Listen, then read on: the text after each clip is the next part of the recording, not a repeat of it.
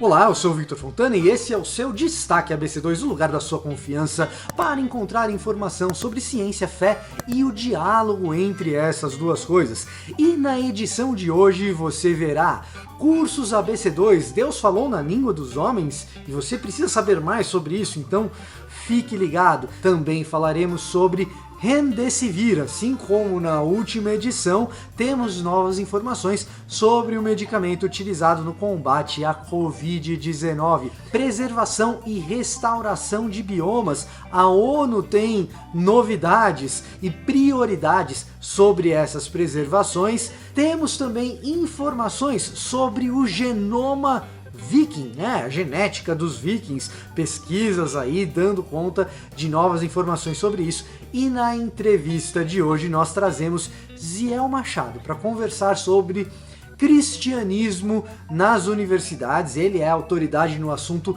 nos últimos, pelo menos aí, 40 anos, 4 décadas trabalhando sobre isso. E a gente vai conversar sobre essa questão. Cristianismo nas universidades você não pode perder.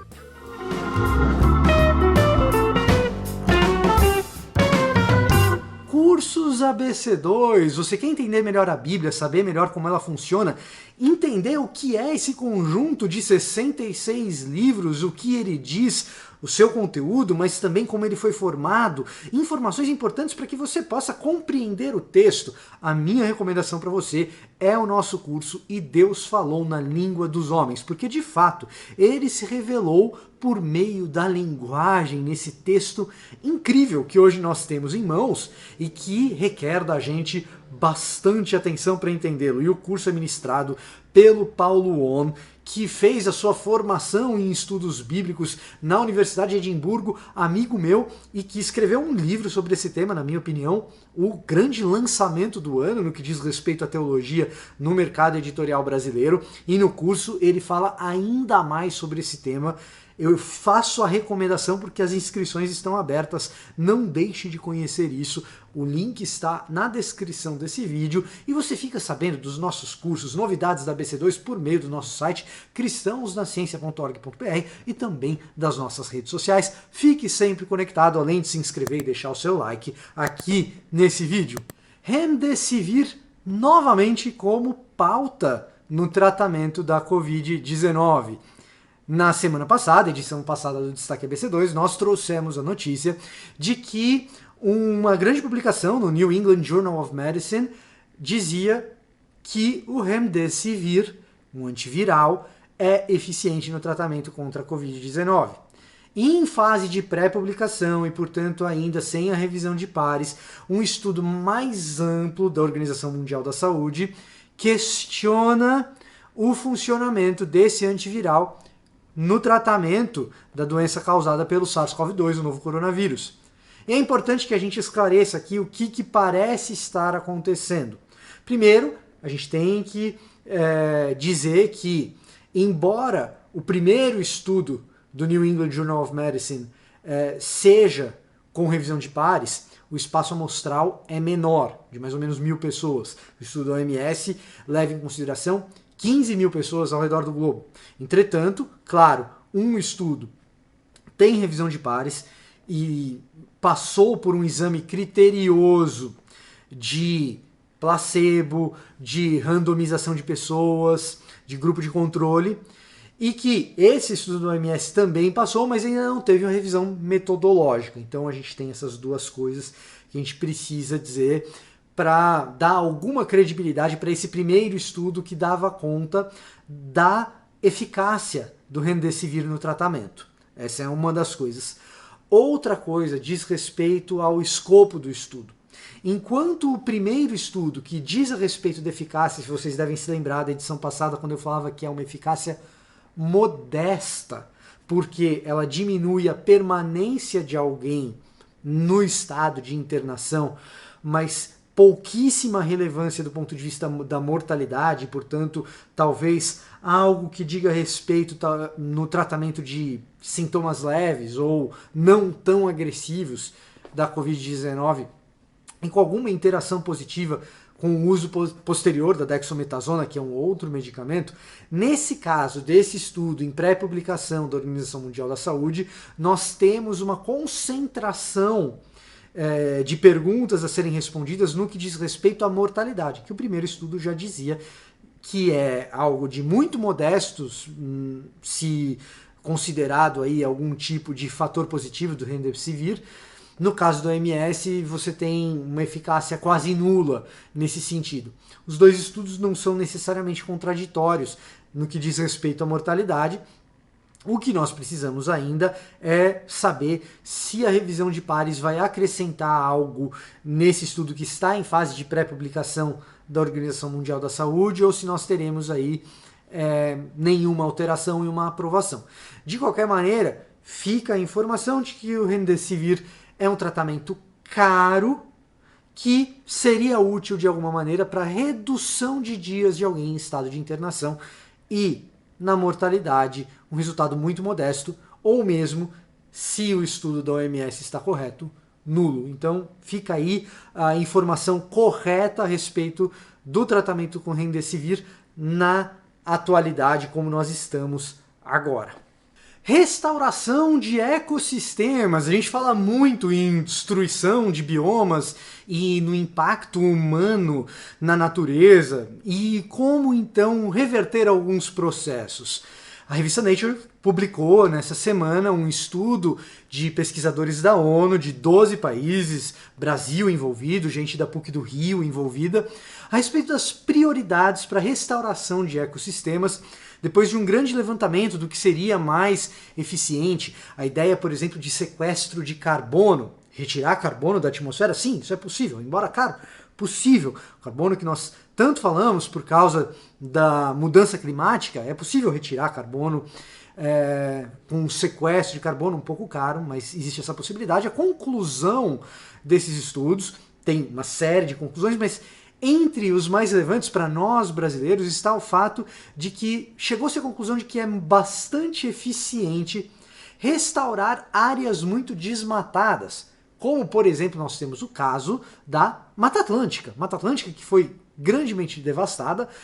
A restauração desse tipo de área se tornou prioridade internacional depois desse levantamento. A gente sabe ainda que regiões muito alagadas, como é o caso do nosso Pantanal mato-grossense, sul-mato-grossense, é muito importante para a preservação e também a restauração dele é fundamental para as questões climáticas. Existem outras regiões alagadas ao redor do mundo. Nós temos, por exemplo, regiões pantanosas na região da Flórida, a gente pode pensar também, então não é só uma coisa brasileira, a gente tem em outros lugares do mundo, mas é também um tipo de prioridade. Lá na Flórida, no caso do Everglades, a gente tem essa questão.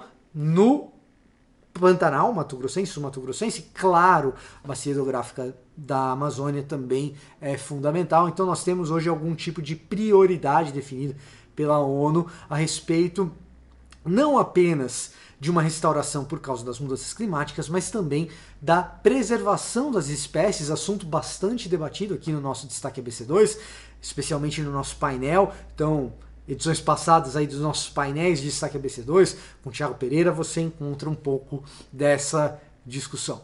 Genética Viking, o mapeamento do genoma de povos medievais do norte da Europa frustra quem tem algum tipo de ideal de pureza étnica branca. A Universidade de Copenhagen tem se dedicado na pesquisa do mapeamento desses povos, do mapeamento genético desses povos, e as conclusões a partir desse grande pool de material genético é que aqueles idealizados povos do pessoal que pensa aí nos arianos muito puros é bastante mestiço e cosmopolita. O ariano que sobrou depois desse tipo de pesquisa, no máximo é um ariano torto, como diz ali a música da Daniela Mercury. Na verdade, o que a gente chega à conclusão é que esses povos medievais da Europa setentrional têm aí uma bagagem genética que mistura bastante os pastores das estepes, onde hoje é a Ucrânia, e povos caçadores-coletores da região da Anatólia, onde hoje é a Turquia.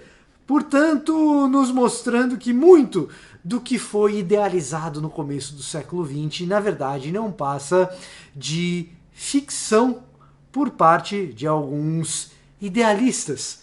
Idealistas que, na verdade, nos conduziram à ruína em muitos aspectos, e felizmente a ciência tem provado que até mesmo naquilo que eles tinham convicção, existe uma grande quantidade de equívocos.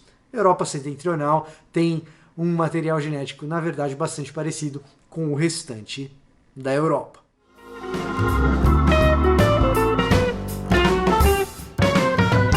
Então, para conversar conosco sobre ministério estudantil, formação espiritual, missão nesse ambiente estudantil que alguns pensam que é hostil, não sei se é tanto assim, a gente está com alguém que há muito tempo lida com isso e lida com maestria, foi meu professor e eu tenho muito prazer em dizer que foi meu professor, um dos mestres com quem aprendi muito.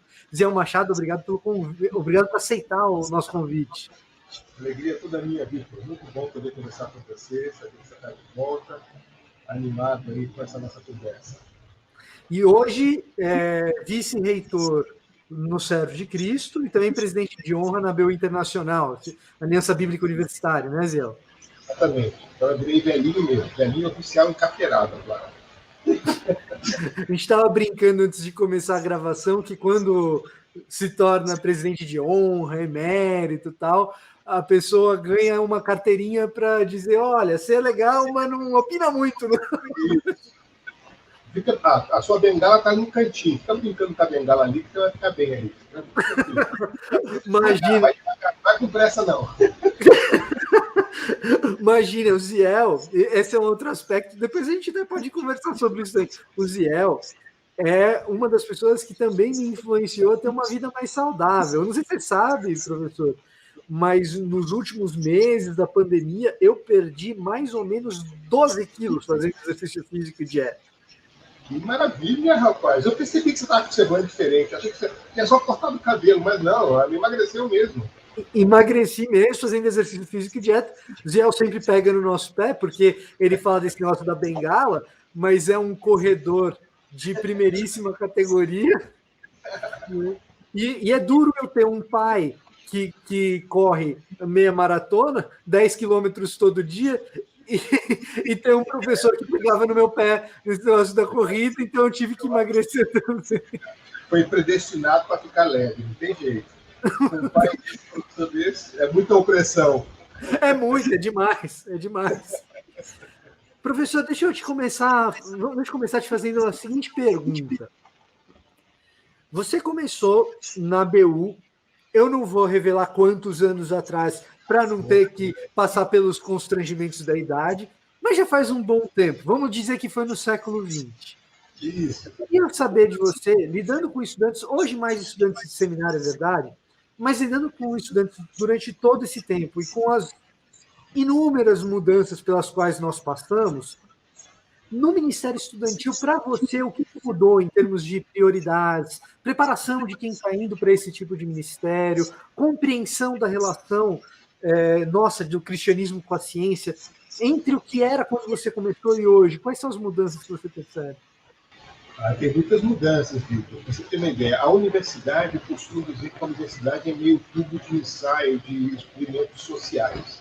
Muitas das questões que a universidade está lidando hoje, somente mais tarde serão vividas pela sociedade mais ampla. Então, muitas das tendências futuras, elas já são processadas, vivenciadas no contexto da universidade. O que faz, o que cria um abismo muito grande, assim, por exemplo, sobretudo que o jovem evangélico vai para a universidade, ele entra no universo fervilhando de ideias, de perguntas, e geralmente a igreja é um pouco lenta no processo de formação do jovem para essa experiência.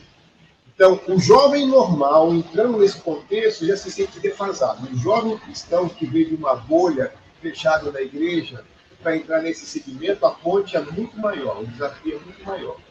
Então, deixa eu contar para você, por exemplo, eu entrei na universidade no início dos anos 80, exatamente 80 foi o ano que eu entrei na universidade.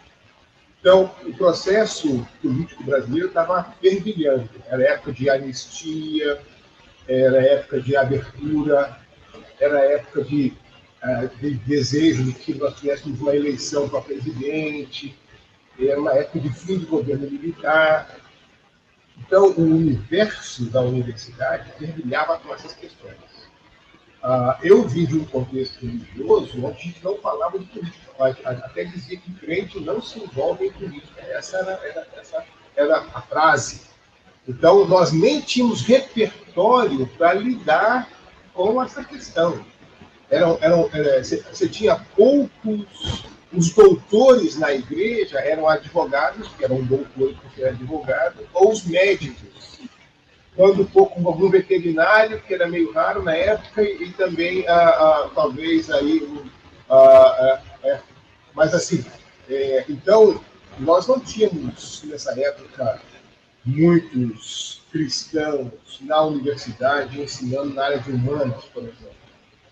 Então, o universo era muito grande. Mas na universidade, as perguntas eram, sobretudo no Brasil, você tinha essa questão da democracia, era um debate forte, que voltou agora, mas era um debate forte, permanente, naquela época.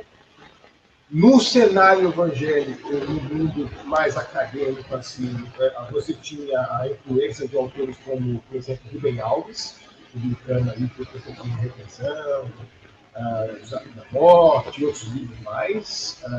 Então, a presença cristã na universidade eram de muitos que já não andavam mais pelo segmento da igreja evangélica conservadora, eu diria assim. Eram alguns evangélicos que foram evangélicos em algum momento da vida, mas que tinham uma postura teológica mais aberta e tal. E a outra coisa que fervilhou nessa época na universidade era o surgimento assim, muito forte e intenso da libertação. Então, você tinha no Brasil as comunidades eclesiais de base de todo o país, eram 6.000 comunidades eclesiais de base naquela época.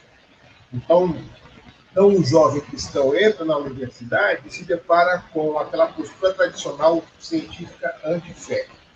Então, eu me lembro, eu chegando na UFRJ para estudar História, e aí um amigo, um colega, disse, você quem é? Eu apresentei, ele disse, você é cristão? E a segunda frase foi, como você sendo cristão, como você sendo inteligente, porque veio para essa universidade, ainda é cristão? Aí eu respondi para ele, e como você sendo inteligente, estando nessa universidade, não é cristão? Aí ele riu e ficou por isso mesmo. Mas era assim, meio um atestado de ignorância você ser cristão na universidade, não fazia sentido. Então, muitas pessoas passavam pela universidade em silêncio com relação à sua fé, porque identificar-se como cristão era um atestado de ignorância, de involução cultural. Daí a importância desses ministérios cristãos na universidade, que ofereciam pelo menos um suporte para a gente entender onde nós estávamos, o que devemos falar, como comportar com a nossa fé, e até chegar ao ponto de ter coragem suficiente de poder partilhar a fé com alguém. Porque, no primeiro momento, era pura reação defensiva, dado o ambiente muito hostil que a universidade era para no que diz respeito à fé cristã. Então, daquela época para hoje, no Brasil, hoje ninguém mais, quer dizer, seria difícil você achar uma pessoa que logo de cara atesta falta de inteligência ou alguém ser cristão. Então, se na minha época o problema era de cristão não pensa, daí, por exemplo, a importância desse livro, crer também é pensar. Porque até os cristãos mesmo não criam o que pensavam, né? Você tem que ter fé, e que fé é um suicídio intelectual, basicamente. Então, hoje o debate já não é mais a questão de se você é religioso ou não. Hoje eu acho que o debate central cai na questão da singularidade de Cristo, o famoso etnocentrismo do cristão. Então, esse negócio de Cristo é o único caminho e tal, não sei o que, isso pega muito mal no ambiente universitário. É até legal você ser espirituoso, ter uma religião, ter um desenvolvimento espiritual, você é um cara mais zen, né? Você tem zen budista, zen metodista, zen batista, Você tem os muitos N's.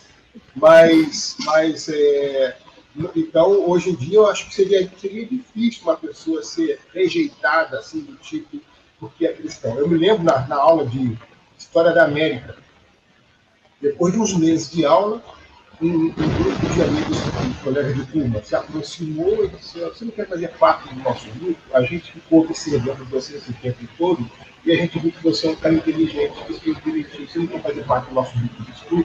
Quer dizer, os caras estavam me observando na escola. Eu fui reputado como sendo aceitável, porque mesmo sendo cristão, eu era um cara inteligente para eles. Então, esse tipo de hostilidade, eu acho que hoje não acontece por causa disso. Diminuiu. Diminuiu. O mundo evangélico hoje, o cristão evangélico hoje. Talvez a hostilidade hoje é por ser evangélico, mas por outras razões. Por causa do projeto político, mas não pelo conceito de que ter fé é um atestado de ignorância. Isso hoje eu acho que existe. Eu acho que, assim, talvez 40 anos atrás a coisa tivesse um pouco mais na esfera epistemológica, no sentido de é uma coisa simplesmente inviável a prática intelectual e a fé cristã andando juntas, e hoje é uma coisa interna. E hoje é algo mais no âmbito, talvez, da ética, algo do tipo, ser cristão representa um conjunto de valores com os quais a gente não coaduna, que a gente não gostaria de fechar com esses valores, ou coisas desse tipo. Acho que hoje em dia, por exemplo, a igreja tem uma imagem de ser judgmental, né, muito arrogante e julgadora. Por outro lado, a igreja ela tem uma presença extremamente conservadora na sociedade, ela é contra a democracia, ela apoia projetos genocidas. Então, assim, eu acho que o ambiente hoje deve ter sido muito parecido com o ambiente da Universidade da Idade Média, quando os universitários viam a igreja patrocinando cruzadas, por exemplo. Então, como pode uma igreja que se diz cristã patrocinar um empreendimento pós-comunitário? Então, eu imagino que o espanto deve ser assim, uma reprovação moral, não tanto intelectual, mas uma reprovação moral. Então, vocês pensam, só que pensam errado. Vocês pensam uma coisa do lado, né? Tem duas coisas, professor, que eu vivenciei recentemente, porque a minha história na universidade ela também é um pouquinho antiga, perto de muita gente por aí. Nada, já faz 20 anos que eu fiz o meu primeiro curso de graduação, que eu estava cursando, entrando no meu primeiro curso de graduação. Né? O tempo passa rápido, né? E eu ouvi a mesma frase que você ouviu quando eu entrei no curso de graduação, mas foi de uma pessoa específica, não era um sentimento generalizado. E não era você é cristão, era você é crente e é inteligente, como é que pode? Né? E talvez isso fosse um pouco marcado na época. Olha que coisa interessante isso. Talvez isso fosse um pouco marcado na época, porque o ambiente universitário, por mais que a gente tente ser inclusivo dentro do ambiente da universidade pública, etc., ele costuma ser um tanto elitista. A ideia do cara que falou isso para mim, é meu amigo até hoje, a ideia do cara que falou isso para mim era o seguinte, era um preconceito de classe, na verdade, porque ser crente está associado a ser a tiazinha do coque, que nós muito respeitamos, aquela tiazinha do coque que a gente ama, que tem a vida de oração que a gente não tem, mas que para esse amigo, colega de faculdade, significa não ter estudo, significa não ter uma sofisticação intelectual, mudou um pouco nesse sentido. Agora, professor, o perfil do crente jovem que está chegando na universidade ou que está chegando no seminário, esse você também sente alguma mudança? Ou ele é muito parecido com o jovem crente de 30, 40 anos atrás? Não, muito diferente. Eu posso avaliar, por exemplo, a minha experiência mesmo. Por exemplo, meu pai foi para a universidade aos 45 anos de idade, quando ele foi para a primeira universidade dele. Eu fui para a universidade aos 18 anos, na década de 80. Meus filhos foram para a universidade com 17, 18 anos, mas e eles ainda estão de alguma forma, né? Cada mestrado, doutorado, essas coisas todas. Então, mas eu sinto que eles, quando entraram na universidade, entraram muito mais bem preparados para a universidade do que eu quando fui. Então, aqui em casa é um pouco difícil você tomar como padrão, porque por causa do meu contato com o Ministério Estudantil, a ABU e tal, essas coisas assim, então eles puderam frequentar muito o ambiente da ABU, mesmo desde pequenininhos, então se habituaram com leitura e tal, em geral, então eles não são muito a média, eles já chegaram meio que preparados para o ambiente. Mas, olhando para os estudantes que chegam no Ministério Estudantil hoje, eu diria que hoje a universidade não é esse bicho-papão todo, não. Assim, eu acho que o pessoal está mais preparado para entrar. Muitas vezes eles entram com preconceitos, né? Tipo, vou para a universidade, vou perder a fé, né? Esse tipo de coisa. Então, muitos, inclusive, procuram os ministérios cristãos da universidade como uma forma de defesa da fé. Não para fazer missão, mas para defender um pouquinho que tem. Então, é uma coisa grande, né? Mas, assim, eu diria que por causa da televisão, da comunicação, da internet, eu acho que o mundo hoje é outro, né? Então, a universidade está mais popular, você tem mais estamentos sociais diferentes dentro das universidades, né? Então, são vários estratos sociais que estão na universidade. Hoje ela é muito menos elitista do que era há 40 anos atrás, nesse sentido.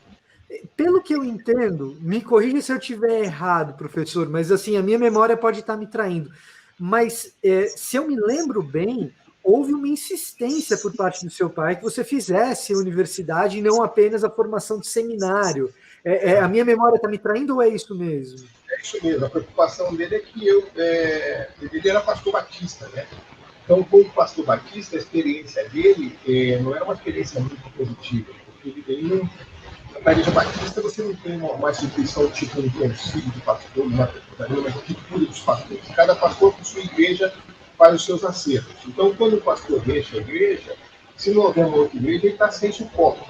Ele tem aquela retaguarda de quem, por exemplo, uma igreja presbiteriana, uma igreja anglicana, uma igreja metodista, que tem um órgão nacional que delega, que encaminha os pastores, que protege os pastores. Então, meu pai estava preocupado com isso. Também outra coisa que estava preocupado é por causa da minha idade. Eu estava com 17 para 18 anos, muito novo. Ele achava que teologia é o tipo de estudo para ter um pouco mais de idade na frente. Então, ele queria que eu tivesse uma profissão e que eu, uma vez definindo a minha profissão, pudesse amadurecer essa minha vocação gradativamente. Então, eu fui para a universidade mais novo, terminei o curso em 83, em 84 já estava no seminário, no Rio de Janeiro, na Batista do Sul, no Rio de Janeiro.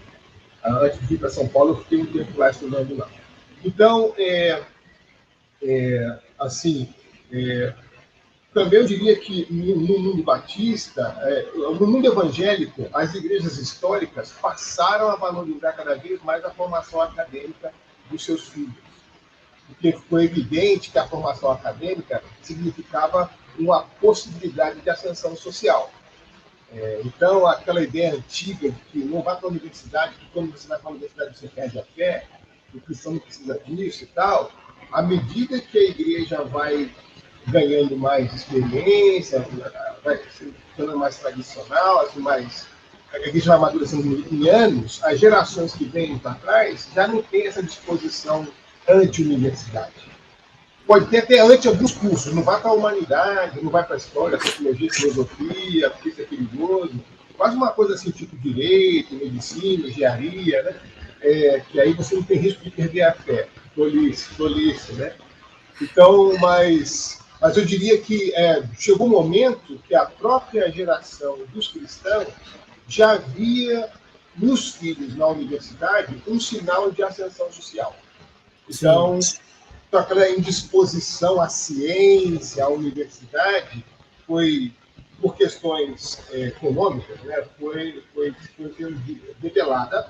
E aí até as próprias famílias começaram a encorajar os filhos a ir para a universidade, o que é até hoje no Brasil, né? E aí eu queria perguntar, você fez o curso de História na UFRJ. Isso. Como essa formação informou o seu ministério como pastor e a sua formação espiritual? Porque alguma influência eu estou certo de que houve. Bastante, bastante. Bom, o primeiro choque foi que na universidade eu vi que a minha formação cristã ela estava desconectada da realidade por completo. Quer dizer, a fé que eu tinha era uma fé boa para domingo, era uma fé boa para a igreja. O máximo eu tinha para fora a responsabilidade de evangelizar. Mas eu não dialogava com a sociedade, eu não orava pela situação política do país. Eu não fazia nenhuma associação entre a injustiça e os livros proféticos da Bíblia, por exemplo. Eu não fazia nenhuma. Eu passei a adolescência toda sabendo da repressão. Eu nunca ouvi na igreja nenhuma mensagem sobre a repressão militar, sobre a questão da guerrilha, sobre a questão da violência. A gente não falava sobre isso. A gente falava sobre milagre econômico. O máximo que a gente falou na igreja foi quando o Médici, quando Geisel foi escolhido presidente, o pessoal disse: primeiro presidente evangélico do Brasil. E aí, pronto. Ele era luterano, então essa foi o que nós ouvíamos. Né? Então, quando eu cheguei na universidade, eu descobri um mundo que eu não conhecia. Eu falei: uau, aqui tem perguntas sérias sobre isso. Então, eu falei: como é que eu associo a minha fé a essas coisas? Qual a relevância da minha fé para isso? O Evangelho tem alguma resposta para essa realidade? E aí eu tive que desmoronar uma certa compreensão teológica para poder identificar outra. E então teve uma contribuição. É claro, eu podia ter passado pela universidade sem me preocupar com isso. Só me preocupar em ser um bom aluno, como cara de segundo grau. Eu vou lá, faço a prova, passo e vou embora. Mas no curso que eu estava, o curso de História, é impossível você ouvir tudo aquilo e não provocar uma reação cidadã. Você tem que fazer alguma coisa. Mas aí vem a pergunta: ok, então qual é o limite como cristão da minha participação? Existe um jeito cristão de fazer essas coisas? E aí foi quando eu comecei a descobrir outros autores latino-americanos, autores europeus, autores norte-americanos, que tinham alguma preocupação com a sociedade e com a fé. E aí, isso quase uma segunda conversão para mim, na verdade. Sim. Foi para mim também. Esses mesmos autores, viu, professor? Até porque no meu contexto de crescimento evangélico, olha só que coisa interessante esse negócio do Geisel que você mencionou. Os luteranos sempre foram uma coisa assim, vista com muita suspeita. Eles são evangélicos, mas são quase católicos. Agora, para dizer que o presidente... Evangélico sem Maria. Isso, é uma coisa assim. Uma coisa mais ou menos assim. Agora, para dizer que o Geisel era presidente evangélico, o luterano contava. Agora, assim, uma boa parte da minha vivência evangélica, eu vivi também com essa mesma desconexão, e a descoberta do Stott, do Samuel Escobar, fundamentalmente esses dois, eu diria, foram, talvez do Christopher Wright também, mas um pouco depois foram algumas coisas que me acordaram para alguma realidade a mais diferente, e acho que autores parecidos com aqueles que você teve contato muito antes de mim. Na verdade, eu tive contato com eles por intermédio de pessoas como você, como o professor Marcos Amado também. Então, acabou que a minha história foi parecida. Na minha época era Padura na Argentina, Sobrinho na Argentina, Pedro Arana no Peru, Samuel Escobar, Peru, o René Padilha, que nessa época estava na Argentina também. Você tinha aí Orlando Costas, você tinha Yoder, você tinha que escreveu Ronald Sider, o próprio Stott. Então, esses foram autores que me fizeram voltar a ler a Bíblia de uma outra perspectiva, né? O Yoder e o Sider são americanos, os outros são latino-americanos, né? Mas o Sider está tá outsider do mainstream.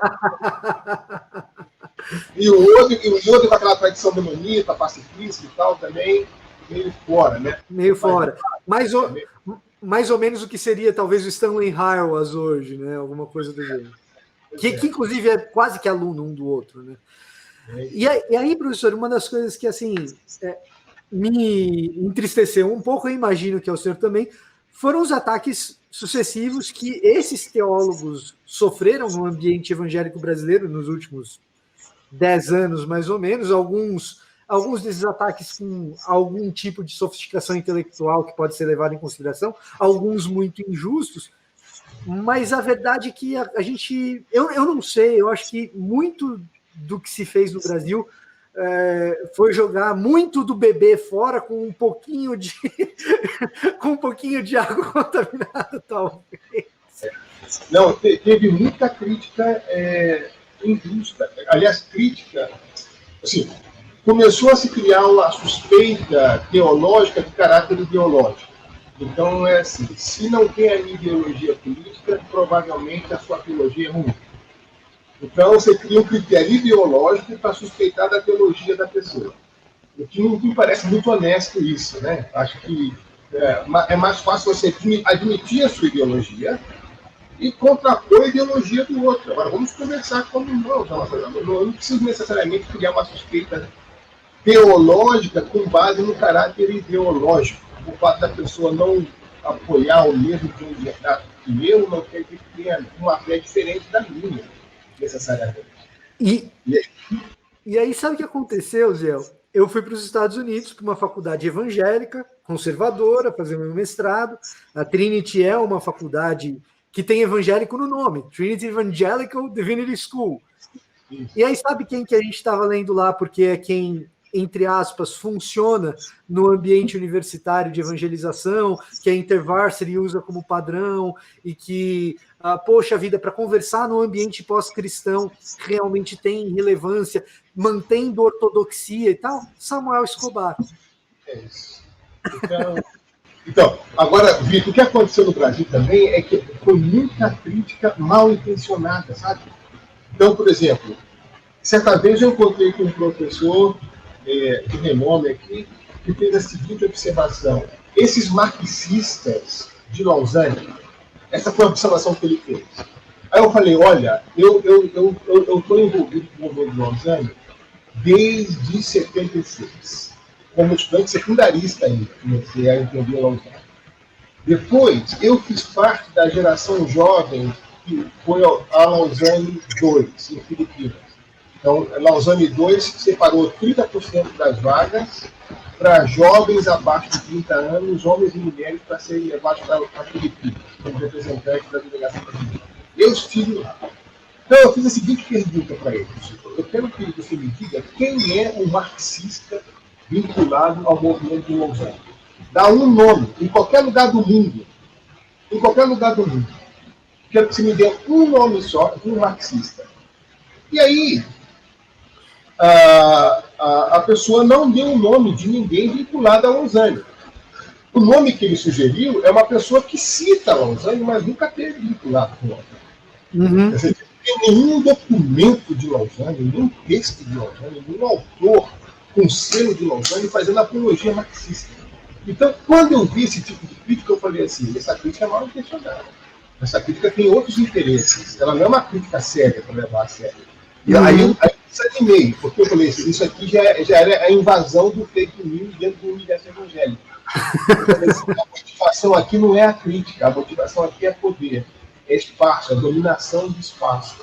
Então, eu percebi no Brasil que, por trás dessa cortina de fumaça de debate teológico, na verdade, tinha e que há um projeto de poder, de dominação, de controlar o cenário evangélico, de dizer quem é, quem não é. Então, não é um debate para crescer, para resolver uma questão, para conhecer pontos de vista divergentes, para amadurecer, nada disso. É para dizer assim, quem não está comigo não é crente, pronto. Agora, quem está com você aonde? Na minha opção política. Se não está na minha opção política, não é nem crente. Chegou no Brasil dizer assim, crente só vota em direita. Eu diria, como assim? Quer dizer, quando você instrumentaliza a fé desse jeito, transforma a fé em corrente de transmissão, como assim? Né? Eu falei, a direita é de quem? Né? Porque, tá entendendo? É até mais que isso, professor. Assim, é o que eu brinco. Poxa vida, eu fiz uma faculdade de jornalismo, maior parte dos meus colegas era de esquerda, assim, e eu vivi esse momento com a entrada triunfante do Lula no poder, quando a popularidade dele estava no talo, e nessa época eu era de direita. Então, eu posso dizer que eu tenho aí uma história com a direita, eu sou centro-direita, ou até direitista até hoje, vamos dizer. Eu tenho uma história aí de falar de ambiente de direita, até hostil à direita, faz 20 anos, mais ou menos. E, de repente, eu me flagro sendo denunciado como um marxista. Eu falo, pô, aí não é nem que crente vota em direita, é um determinado tipo específico de direita que tem que ser aquele. Que é um pouco complicado. E em 2016 eu estava no encontro jovem de Lausanne, lá na Indonésia, em Jakarta. E o que eu posso dizer é assim, poucos ambientes evangélicos onde eu estive foram tão plurais do ponto de vista da formação de pano de fundo das pessoas, independentemente da ideologia política. Ideologia política também, mas muito mais do que isso. As questões étnicas, culturais, o que é para nós ser de direita ou de esquerda no Brasil, para o canadense muda esse eixo, para o francês muda esse eixo, e para o cara da Indonésia, ele não está preocupado nem tanto com isso, ele tem todas as questões tribais para se preocupar e está um pouco de olho nas Filipinas, porque o Rodrigo Duterte está lá no poder e está fazendo outras coisas ainda.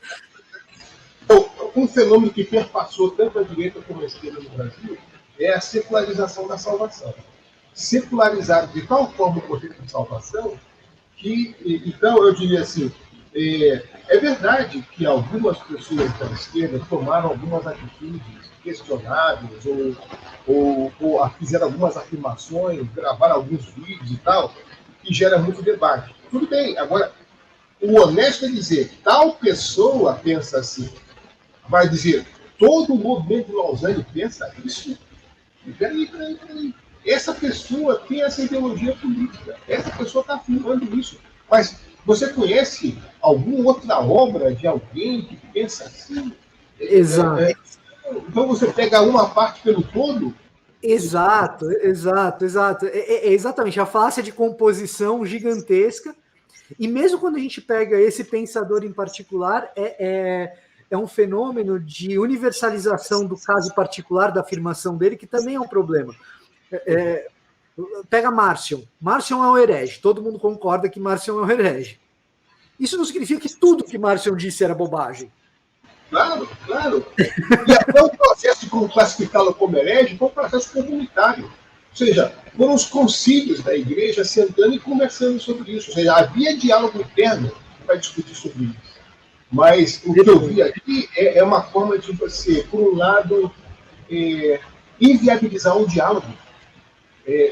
Você não querer escutar. E para não querer escutar, o que você faz? Você rotula. Mete um rótulo, e quando você mete um rótulo, eu não preciso mais escutar. Tudo que ele falar está dentro desse quadradinho aqui. E aí, pronto. E aí, se ele falar bobagem, tanto importa. Se ele falar coisa certa, tanto importa. Tudo que ele falar é bobagem. Pronto. É igual a criança que não gosta de giló. Você não gosta de giló? Não. Se eu comer giló, nunca comi. Mas por que você não gosta de giló? Porque eu não gosto de giló. Pronto. E ele não gosta de giló. Entendeu? Mas o passarinho gosta de giló, mas eu não sou passarinho. Então, e aí pronto. Entendeu? Então, assim, é um infantilismo que assim, a discussão teológica no Brasil, você que pode estudar em outros ambientes, você sabe o que eu estou dizendo para você. Quer dizer, o ambiente no qual a discussão teológica é feita é um ambiente imaturo. É um ambiente que não está disposto para um. Então, quem conviveu em outros espaços, que pode estudar em outros espaços, sabe que é possível ter outro tipo de ambiente para se estudar e discutir teologia. É possível. É possível se discordar completamente da pessoa de forma enfática e respeitar o outro. É possível isso. Não, eu diria, professor, eu aprendi com algum professor que o principal problema do evangelicalismo brasileiro é liderança, o segundo é liderança, o terceiro é liderança. Tem alguém que me disse isso alguma vez. Pois é. E eu acho que tem uma questão moral aí por trás muito forte. A gente evita um pouco de falar com essa ênfase, mas quando esse tipo de comportamento ele é repetido, quando existem conversas de corredores e de bastidores, e a tentativa de denegrir pessoas ou privá-las de determinadas oportunidades ou espaços, você tem aí um problema moral. Assim. Eu presenciei, não foi uma vez só não, eu podia mencionar talvez umas 4 ou 5 vezes, onde a argumentação da pessoa era baseada numa mentira, e a pessoa sabia que estava mentindo. E sabe por que ela sabia que estava mentindo? Porque eu estive, por exemplo, com a mesma pessoa, no mesmo evento, na mesma situação. E o que a pessoa estava dizendo não correspondia à realidade, mas não correspondia mesmo. E eu sentado, assim, estupefato, como é que a pessoa precisa construir alguma coisa com base na mentira? Quer dizer, o pai da mentira é o diabo. O que está acontecendo aqui? Eu estou andando no meio de evangélicos. Por que, que a pessoa sabendo, não é nem que ouviu errado, ela estava lá, ela viu, ela sabe que aquilo não corresponde à realidade, mas por questões de plateia e auditório, eu torço a realidade aqui para ganhar aprovação, para ganhar prestígio, para ganhar espaço, para poder fazer negócio, para poder... Você diz assim, isso é terrível. Então, se há uma coisa que une tradicionais e pentecostais, liberais e conservadores, é a mal-caratice dos bastidores. Está presente em todo segmento. Você tem gente séria e gente honesta em todos os lados, mas também você tem gente de mau caráter em todos os lados. Que da maneira como expressa, não expressa sua angelicalidade, expressa sua humanidade na pior face dele. Então, isso desanima muito, porque você diz assim, eu posso discordar do Vitor quando é um conflito honesto e leal. Mas se eu sei que se o Vitor sabe que eu estou mentindo, para que ele vai gastar tempo discutindo comigo? Se a base é uma mentira.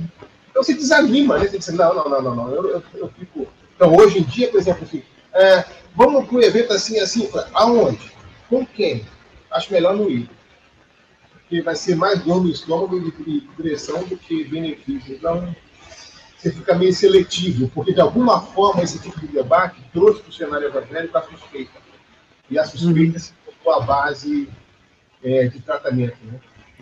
E uma das coisas que eu percebo, professor, é que uma boa parte do começo da nossa conversa, quando a gente vê que o desafio que nós temos na universidade é uma percepção de que parece que a gente está do lado errado da história, que parece que a igreja está defendendo coisas que são indefensáveis e que não condizem com Cristo. Muitas vezes isso começa nesse comportamento imoral de liderança, né? Claro. Olha só que coisa interessante. Jonas é o cara que tem a ortodoxia correta, mas tem uma prática completamente oposta à ortodoxia dele. É o profeta que não ora. E aí, quem é que vai chamar a atenção de Jonas para a oração? Quem é que vai chamar a atenção de Jonas para discernir a história? Quem descobre que aquela tempestade não era normal era o capitão do navio, eram os marinheiros, que serviam a outros deuses. E são eles que vão até o fundo do navio acordar o profeta e dizer, se liga, ora para o teu Deus aí, porque o que está acontecendo aqui? Essa tempestade não é normal. Então, quando o povo de Deus está com os ouvidos para a realidade do próprio Deus, e se compromete numa rota de obediência, no caso do seu projeto pessoal, Deus usa marinheiros e capitães de outros povos, de outros deuses, para alertar o povo de Deus, assim, acorda, povo de Deus. Né? Só que a gente não vai querer ouvir, né? Imagina, quem é esse cara para falar comigo? Esse cara aqui serve ao Deus da ABC, esse cara aqui é do... Não vou ouvir. É o Jonas, que prefere morrer a mudar de opinião. Ele prefere, olha, o negócio é o seguinte, eu sou servo do Deus Altíssimo, Criador do céu, da terra, do mar, eu sou a razão desse negócio aqui. Se vocês me pegarem, conseguirem pegar e me jogar no mar, esse negócio resolve. Quem é que fica cheio de pudor? Os marinheiros. vamos ter que matar o cara? Oh, Deus, ele é ele. E a gente aí, foi ele que disse, tá entendendo? Então, eles são mais tementes a Deus do que o próprio profeta, tá entendendo? Se alguém aí está assistindo precisa de pregação pro próximo domingo, o professor já deu aqui uns 2, 3 pontos. Já deu os 3 pontos.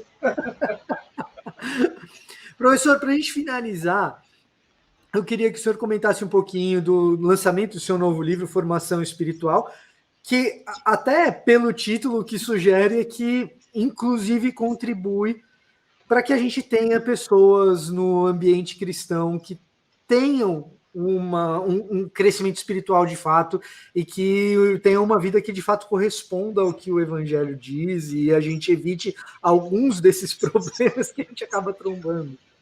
Então, acho que o primeiro aporte do livro é a história por trás do livro. O livro não é teoria, o livro é resultado de uma caminhada. Então, eu, Osmar, Valdir, Cileda, Isabelle, Ricardo Barbosa, nós somos amigos há mais de 40 anos. Então é possível ter amigos por longo prazo sendo líderes evangélicos no Brasil. É a primeira coisa importante. E é possível ser amigos que pensam distinto de tradições evangélicas distintas. Você tem luterano, metodista, presbiteriano, independente, você tem tudo lá, né? Você tem homem e mulher, gênero diferente, tradições eclesiásticas diferentes, idades diferentes. Eu sou o caçula do grupo, pra você ter uma ideia.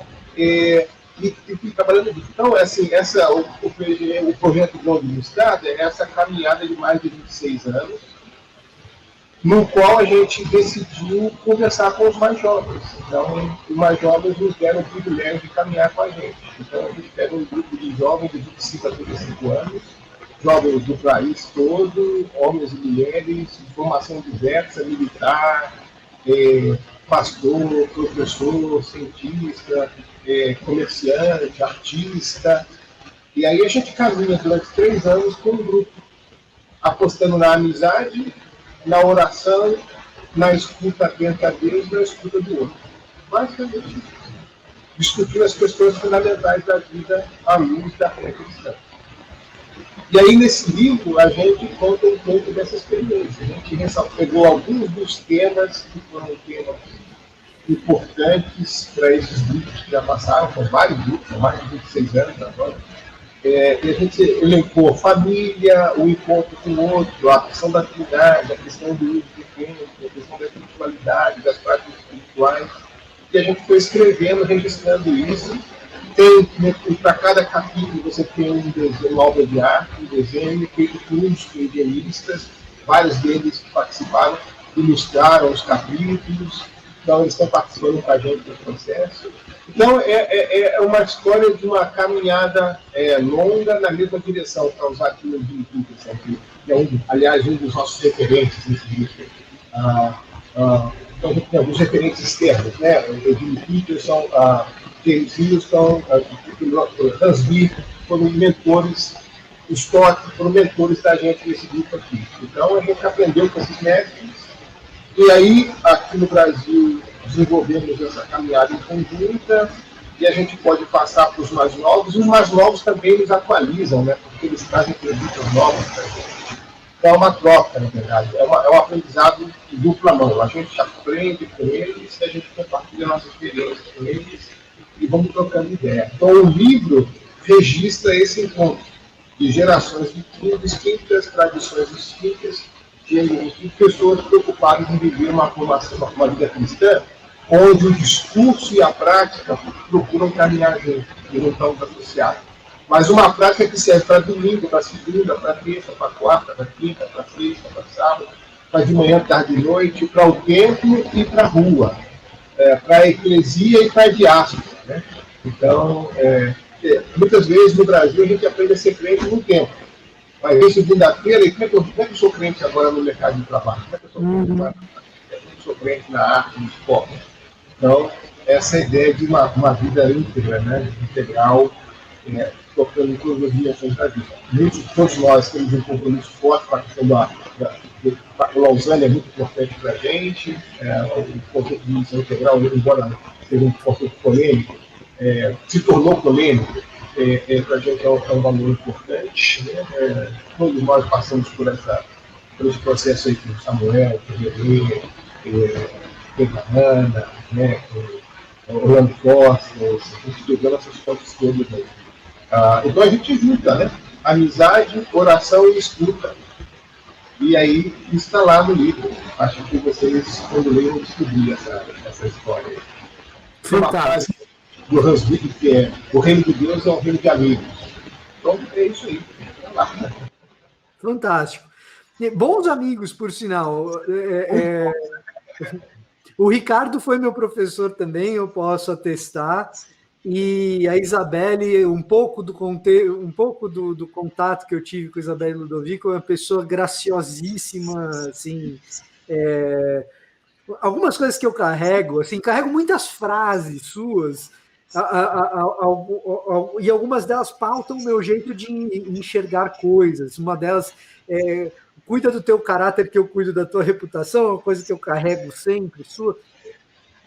E quando a gente tinha ética cristã com você, a gente começou a estudar ética cristã a partir do paradigma da imitação de Deus e do ser de santos como eu sou santo.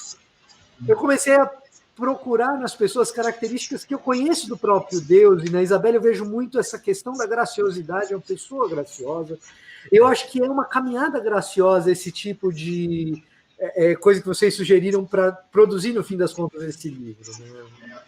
Passar esse tipo de experiência. Acho que muito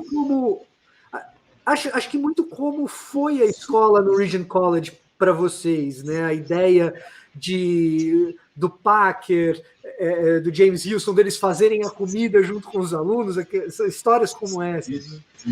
Toda terça-feira, depois do chapel, a gente tinha nossa sopa comunitária que os professores faziam para os alunos. Hoje meu filho está lá, o mais velho, e é a mesma coisa, é a mesma tradição, é a mesma pedagogia, né? A mesma andragogia, na verdade. É o mesmo jeito de ser.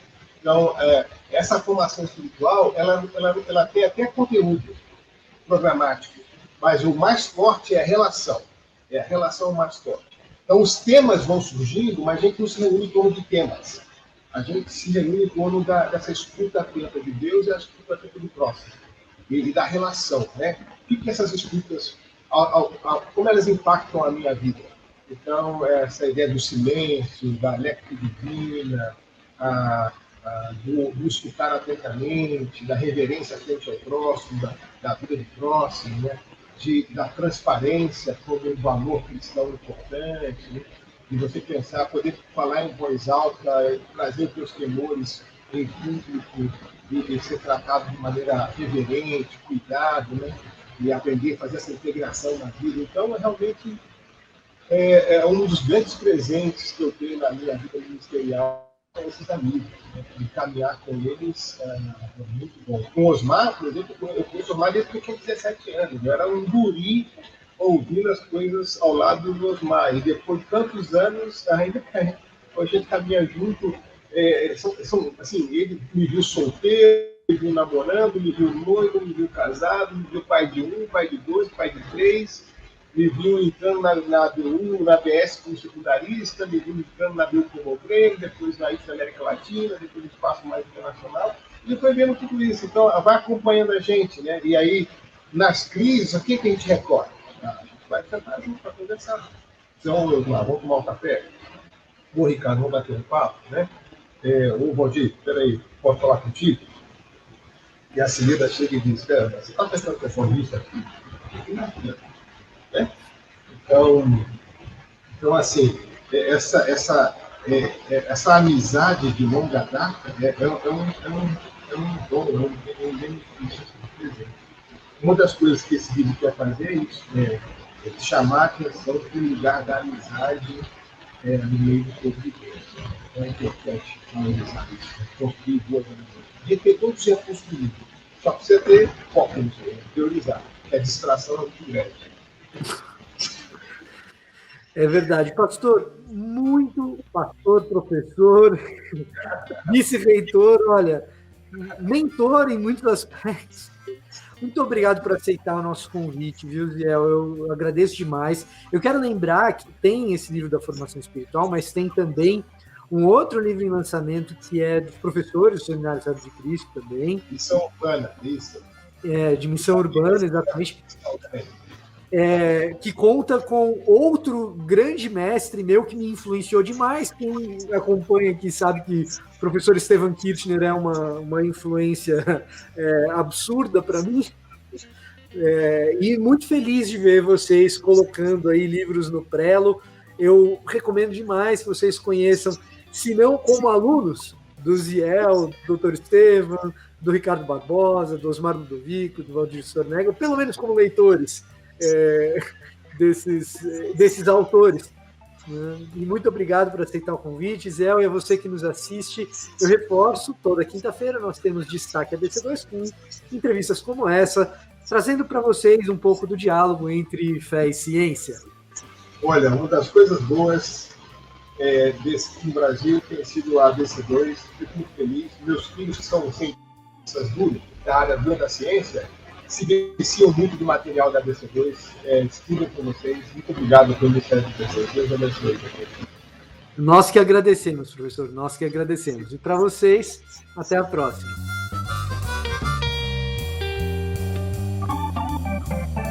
Thank you.